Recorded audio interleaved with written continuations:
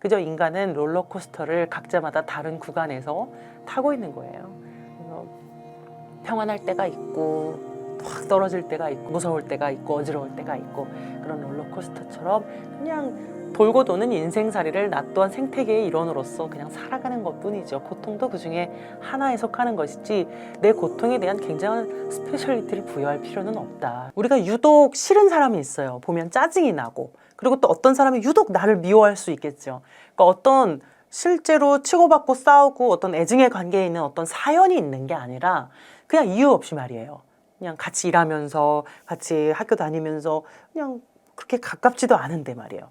혹은 가정 안에서는 부모가 자녀에게 이유 없이 제가 너무 물론 본인들은 다 이유가 있다고 생각하겠죠. 걔가 꼴보기 싫은 짓을 했다고 생각하시겠지만 남들이 들었을 때 그게 그렇게까지 심각한 잘못은 아닐 수 있거든요.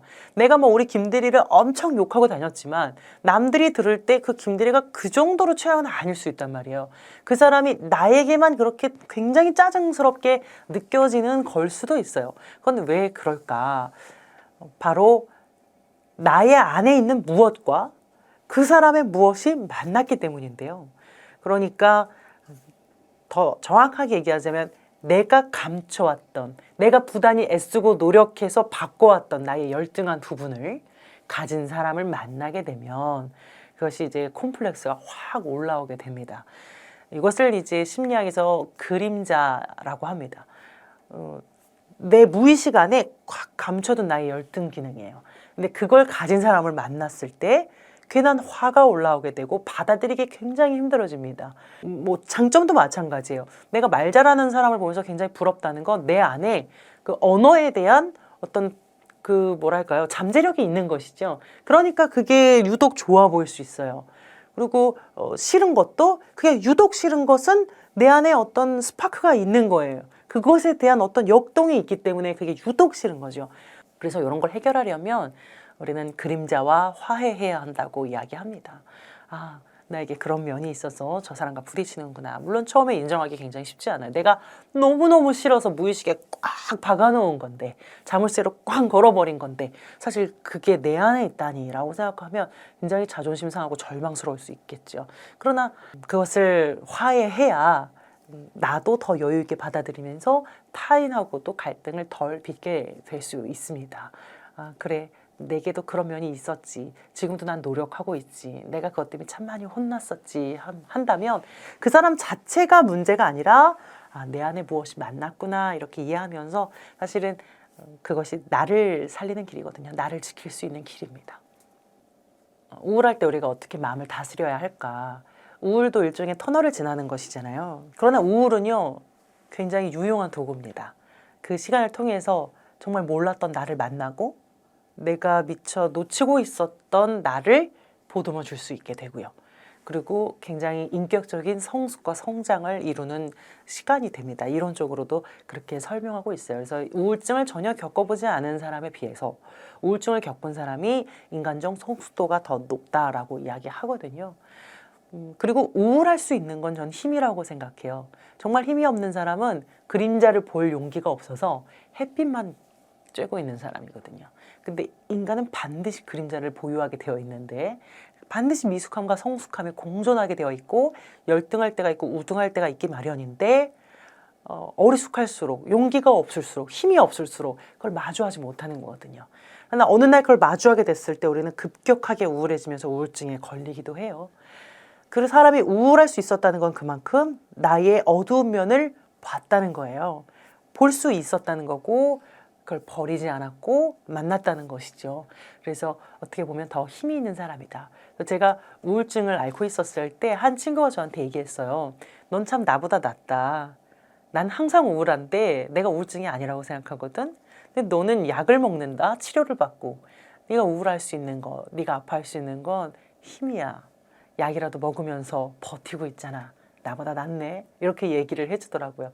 그래서 제가 아파하면서 너무나 고통스럽고 찢어질 것 같은 그런 하루하루를 보내지만 그래 내가 이렇게 버티고 있는 것도 그만큼 내가 힘이 있기 때문이지. 내가 그만큼 괜찮은 사람이지 하면서 그 우울과 함께 시간을 보내왔던 것 같아요. 누구나 인생을 살면서 끝이 보이지 않는 그런 터널을 지날 때가 있어요. 저도 근데 그 출구에서 빛이 보이지 않을 때 그 깜깜한 터널을 지나고 있는 그 중에 있다면 이런 말할 수 없는 고통 중에 있는데 어떻게 하면 제가 빨리 이 터널을 지나고 나갈 수 있을까요? 라고 대부분 물으시죠. 그러나 저는 정말 양심의 손으로 대답하기를 그런 방법은 없다. 더 빨리 나가는 방법은 없다. 앞이 보여야 지름길을 찾는데 너무 힘들 땐 앞이 보이지 않아서 지름길을 찾을 수 없어요. 그냥 출구로부터 들어오는 아주 작은 빛, 그게 보일 때까지 그냥 계속 갈 뿐이죠. 그냥 사는 것밖에는 방법이 없습니다. 그렇게 하루하루를 살아야 하는데 어떻게 살까? 그냥 저는 그렇게 버텼던 것 같아요. 오늘만 살자. 오늘만 보자. 앞으로 5년 후, 10년 후 내가 평생 어떻게 이렇게 살지라고 생각하면 못 사는 거예요. 그냥 오늘을 살면 되는 겁니다. 나의 목표는 오늘 살기. 그럼 내일이 되면 오늘이 된 내일, 내일이 된 오늘이라고 해야 될까요? 그날을 또 살고요. 그렇게 하루씩만 버티는 겁니다. 하루도 너무 길어요. 저녁까지 살 수가 없어요. 라고 한다면 뭐 2시간 내지 3시간씩 목표를 정해서 앞으로 지금 3시니까 5시까지 살자. 이렇게 조금씩 목표를 정해서 버티는 거죠. 그 시간을 버텨내는 겁니다. 그런데 그 고통을 부정하지는 마세요. 충분히 고통스러워하세요. 왜냐하면 모든 생명체는요, 고통을 가하면 팔딱거리게 되어 있어요. 물고기를 잡아 끌어올려 보세요. 팔딱거립니다. 꽃을 꺾어 보세요. 시들어집니다. 뭐든지 고통을 가하면 반응하게 되어 있는데 사람도 마찬가지로 고통스러운 일이 있을 때 울고 불고 부정하고 부인하고 억압하고 할 거 다 하셔야 됩니다. 그 절차가 있지요. 할 거 다 하시고 화도 내고 슬퍼도 하고 울고 하다 보면 어느 순간 팔딱거리던 물고기가 힘을 잃고 가만히 있게 되는 것처럼 우리도 그 어떤 시기를 지나고 가만히 있게 되는 거예요. 그럴 때 지금은 내가 힘들 때구나 하고 힘을 빼게 되는 것 같아요. 저는 일단 고등학교 때 우울증을 한번 알았었어요. 그때 완벽주의가 굉장히 심했었거든요.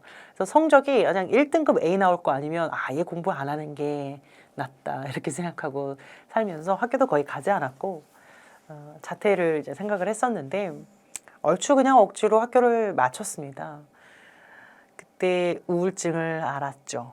공부를 하지 못했습니다. 두려웠고 내가 원하는 만큼을 할 게 아니면 아예 할 수 없다고 생각했던 것 같아요. 근데 지금도 그런 청소년들이 너무나 많죠. 사람은 사건 때문에 고통받는 게 아니라 해석 때문에 고통받는다고 하거든요. 그러니까 똑같은 사건이 있어도 어떤 사람에게는 이게 죽을 만큼 고통스럽고 어떤 사람은 그냥 넘길 만한 일이 돼요. 이게 그냥 넘길 만한 사람이 멘탈이 강해서 잘 넘기는 거고 죽을 것 같은 사람 멘탈이 약해서 그런다라고 생각하면 내 자신이 너무 한없이 한심해지잖아요. 이렇게만 설명할 수 없거든요. 이게 사실일 수도 있겠지만 아닐 수도 있어요. 이 하나의 사건이 이 양극에 있는 두 사람에게 살아오는 동안 어떤 의미가 있었는지가 정말 중요한 거예요. 이 사람은 살아오면서 어떤 소리를 들었고 어떤 가르침을 받아 어떤 사람을 만나?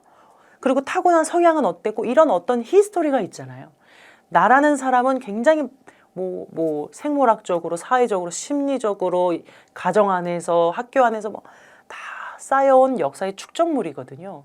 그게 어떤 고통스러운 하나의 사건을 만났을 때 누군가에게는 넘길 만한 것이 될 수 있고 누군가에게는 죽을 만큼의 고통이 될 수 있기 때문에 나의 고통을 가지고 내가 너무 엄살부리나 이렇게 생각할 것도 아니고 또 타인의 고통을 보면서 저 사람 참 엄살부리네. 난 저보다 더한 일도 그냥 이겨냈는데 이렇게 생각할 것도 아니라는 것이죠. 그저 인간은 롤러코스터를 각자마다 다른 구간에서 타고 있는 거예요.